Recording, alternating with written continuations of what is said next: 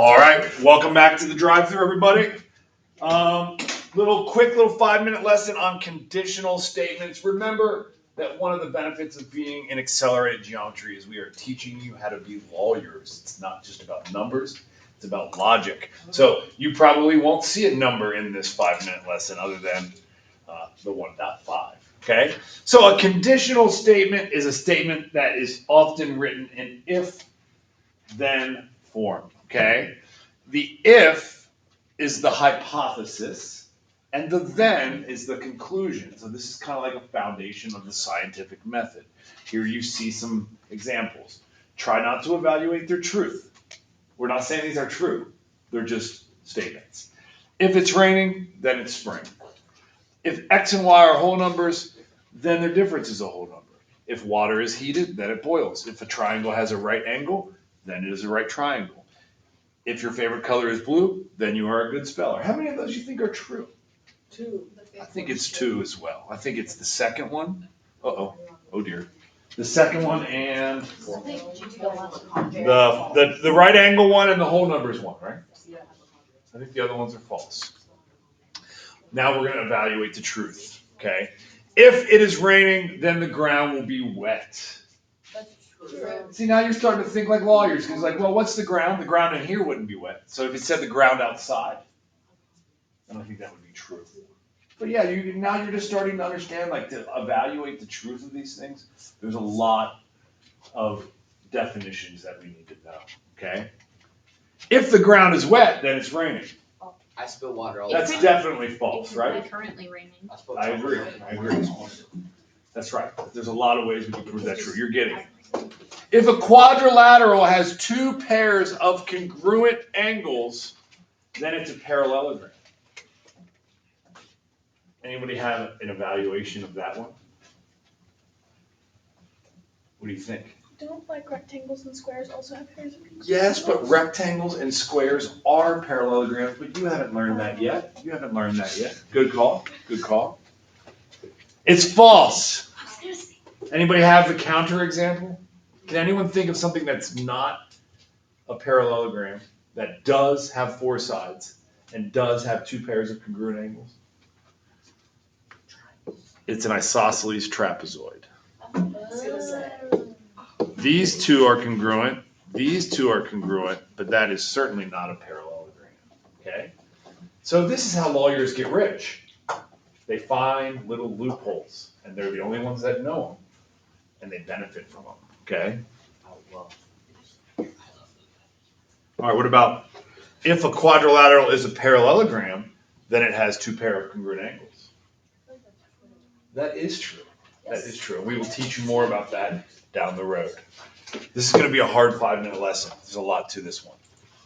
Okay, so look, at some point you need to write these down because people get them confused. But luckily, this is a really room full of great learners, and I try to not have people memorize anything. So, converse. Has everybody ever heard of that word converse? Shoes. Can you walk backwards in your shoes? Yes. Converse, you say it backwards. So, if I live in Ohio, then I'm an Ohio State fan. That's the statement. That's not true. If I'm an Ohio State fan, then I live in Ohio. That's the converse to that statement. You reverse the order of the if and then. Just remember, you can go backwards in your shoes. Converse, reverse the order, okay? Now, the inverse involves negation. And a negation is just to change the value by using the word not. But you don't say not. So if it already said not, then you just take the not away. Does that make sense? So if I am not sick, then I will come to work. What is the inverse of that if-then statement? If I am not sick, then I will come to work. What's the inverse to that statement? Okay. If I am sick, I won't come. If I am sick, I will not come to work. That's the inverse. Inverse, converse. Students have been confusing these for the last 22 years of my career. Okay? And then you have the contra-positive. The contra-positive is the combination of the inverse and the converse. So now you're going to write them in different orders and flip them. So let's go back to the statement I just said. If I am not sick, then I will come to work. What would be the contra-positive of that? If I do not go to work, then I am sick. And you'll have more time to practice these. Remember, this is just a 5-minute lesson. And it's going to be on the internet for your enjoyment, so if you ever need to go back to it, it'll be there. Okay, so a biconditional statement is a statement, well, I'll just read it. It's the combination of a conditional statement and its converse using the words if and only if. In order for a biconditional statement to be true, it must be true in both directions, meaning the statement and its converse are both true. These are hard to come up with. These are tricky and often give students a difficult time. Also, fun fact, the definition of a word should always be biconditional. So now I want to go back. Maybe I have an example. Let's take a look. It says I do have a. At Sycamore High School, if I have a 90% or better, then I have an A.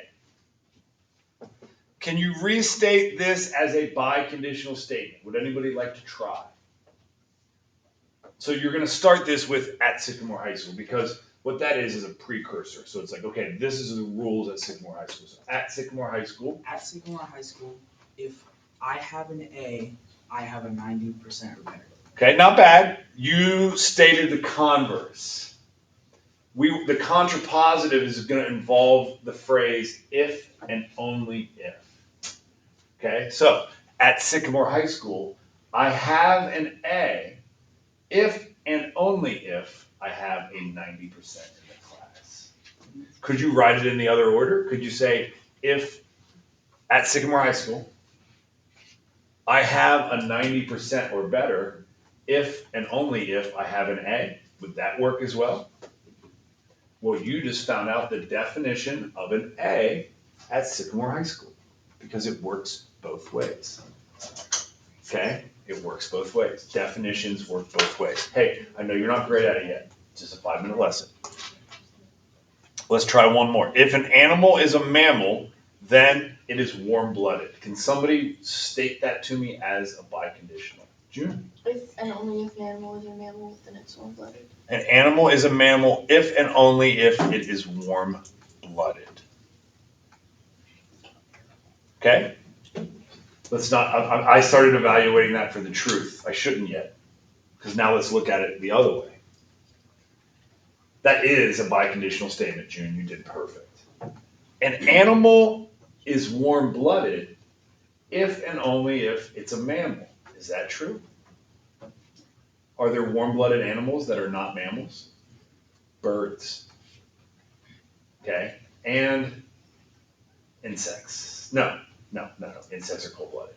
Fish, reptiles, birds. No, fish, reptiles, insects, all cold-blooded. Yeah, I had to look this up. So anyway, there are other warm-blooded animals that are not mammals. So that means this is not the definition of a mammal. Right? There's other conditions that have to be satisfied. And also, definitions are hard because there's always these little rule breakers. Like if we threw in that gives live birth, then what did you tell me what mammal lays eggs? The platypus. So there's always these weird rule breakers, which is why it's hard to be a lawyer. Okay? All right, we're almost done. We are done. Boom!